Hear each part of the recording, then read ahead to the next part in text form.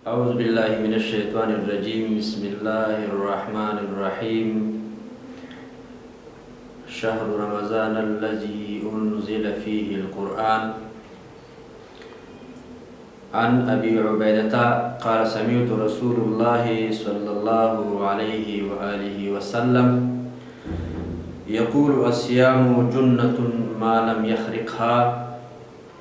أما بعد، د هیرو نړیوال تلویزیون لیدونکو قدرمنو معززو، السلام علیکم ورحمت الله وبرکاتو. قدرمنو دوستانو، دا شی په میاشتو کې یو بهترینه میاشت، یو قدرمنه میاشت، د برکت نه ډکه میاشت را روانه ده. دا داسې یو میاشت ده چې الله رب کریم پکې د جهنم دروازې بندي او د جنت دروازې خلاصي، شیطانان پکې تړي، د خپل رحمت دروازې خلاصي، د خپل فضل دروازې خلاصي، د خپل کرم دروازې خلاصي. د مسلمانانو لپاره یو ډېر د عظمت نه ډکه میاشت ده. په همدغې اساس د هیرو نړیوال تلویزیون قدرمن ورور، قدرمن مشر عنایت الله هیرو صاحب ویل چې یو پیغام د دې په حق نسب کو چې خپلو د تلویزیون لیدونکو سره زموږ او ستاسو پیغام شریک شي.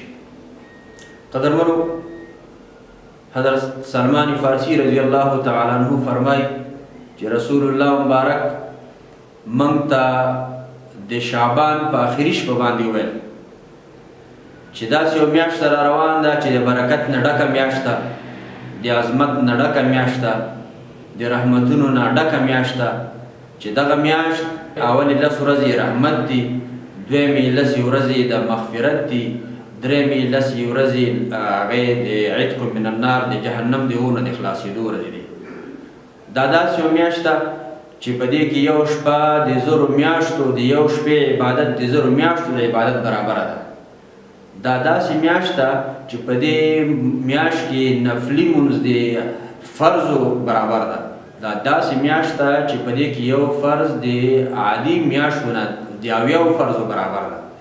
دا داسې میاشت ده چې څوک چا سره همکاري وکړي، صدقه ورکړي، الله رب کریم د دې صدقې بدلې ورکړي، الله رب کریم د دې صدقې په وجه د ګناهونو معاف کړي، الله رب کریم د دې صدقې په وجه د درجات بلند کړي. دا سلمان دنو فرمایي چې موږ رسول الله مبارک ته فرمایي چې رسول الله موږ سره خو دومره خوراکي چې هغه موږ په خپلو خورو نور را سره رسوي. رسول الله مبارک راته وفرمیل چې تاسو روژهدار ته د روژه ماتي په وخت کې ولو که غړپ اوبه ولیني هغه ورکړئ، ولو که غړپ پی ولیني هغه ورکړئ، ولو که خرما ولیني هغه ورکړئ. نو الله رب کریم به دومره اجر تاسو ته درکړي څومره اجر چې هغه ته ورکړئ، څومره اجر چې هغه روژهدار ته چې ټوله ورځ په ځان باندې سخت تکلیفونه تېر کړي، نو دومره اجر به الله تاسو ته درکړي. رسول الله مبارک فرمایي چې دا میاشت د صبر میاشت ده او د صبر بدله نه ده مګر جنت ده.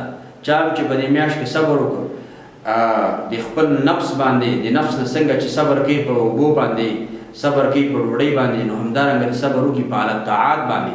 مثلا نوافل دې پکې وکړي، تلاوتونه دې پکې وکړي، تراویح دې پکې وکړي، مسکینانو فقیرانو سره دې همکاریانې پکې وکړي، خپل اخلاق دې په دې کې لا د نور میاشتو نه ښه کړي، زغم دې پکې وکړي، نو الله رب کریم به د دې بدله څه شی ورکړي؟ جنت به ورکړي. قدرمنو دوستانو، دا هغه میاشت ده چې 11 میاشتې د بندګانو نه کبایر صغایر ګناهونه وشي، مسلمان نه مسلمان ته ضرر ورسېږي، غیبت پکې وشي، د دوه ورونو پکې جنګ وشي، همسایه ته ضرر ورسېږي، د چا حق وخوړلی شي، نور هم جنان امثالهم ګناهونه راواخله. همدغه میاشت چې الله د خپلو رحمتونو دروازې خلاصې کړي، د مغفرت دروازې خلاصې کړي او د جهنم دروازې درته بندې کړي او الله رب کریم د جهنم د اور نه خلاصوي. زما د خپلو هېوادوالو څخه هیله ده، راځئ د هغې حدیث مصداق ځان ونه ګرځو، د هغې حدیث چې رسول الله مبارک حدیث مبارک ته د کعب بن عجره رضی الله تعالی عنه نه روایت ده چې رسول الله مبارک د جمعې ورځ وویل چې رانږدې شي منبر ته خته، په اوله پوړۍ باندې قدم کېښود، ویلې چې امین، په دویمه پوړۍ باندې قدم د منبر کېښود، ویلې چې امین، په درېیمه پوړۍ د منبر چې قدم کېښود بیا ویلې امین. کعب بن عجره ته فرمایي چې چې موږ د رسول الله مبارک نه د مونځ خلاصونه پس پوښتنه وکړه چې رسول الله تاسو نن یادونه وکړله داسې یو عجیب غوندې کار مو وکړو چې امین مو وویل درې ځلې د دې څه علت څه وجه وه؟ رسول الله مبارک فرمایي وایي سلمان صاحب کعب بن عجرة صاحب فرمایي چې رسول الله مبارک راته وفرمایل چې په اوله پوړۍ مې قدم کېښود جبرائیل امین راغی ویل چې هلاک دي شي هغه څوک چې په هغه باندې رمضان مبارک میاشت تېره شي او ده ته مغفرت ونشي. بیا ویل چې هلاک دي شي هغه څوک چې ستا نوم چېرته واخیستلی شي او په تا باندې درود څوک ونه وایي. بیا یې درېیمه پوړۍ باندې ویل چې هلاک دي شي هغه څوک چې یو د مور پلار څخه ژوندي وي او دی مور پلار جنت ته داخل نه کړي. قدرمنو دوستانو داسې یوه بابرکته میاشت را روانه ده چې د عظمت میاشت ده، د برکت میاشت ده، د شرافت میاشت ده، د برکتونو نه ډکه میاشت ده.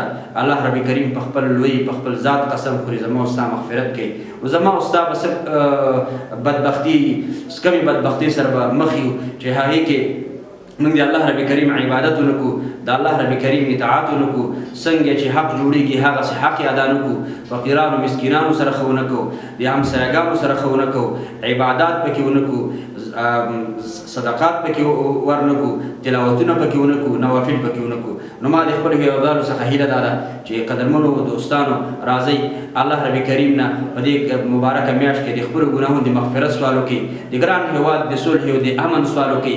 دا کومې بدبختۍ سره چې موږ نن مخامخ یو په هیواد کې مو خپل منځی جګړه روانه ده، نړیوال په موږ باندې مستی کوي، نړیوال موږ پورې خنداګانې کوي، نړیوال موږ ته ګوري ورځ په ورځ دسیسې راته جوړوي.